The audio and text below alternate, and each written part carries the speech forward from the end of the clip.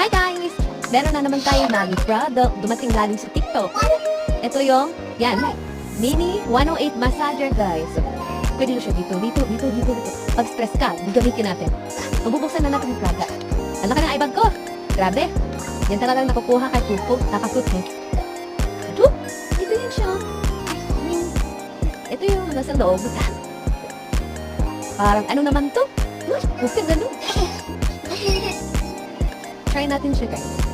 Battery lang ang gamit. Hindi siya chargeable.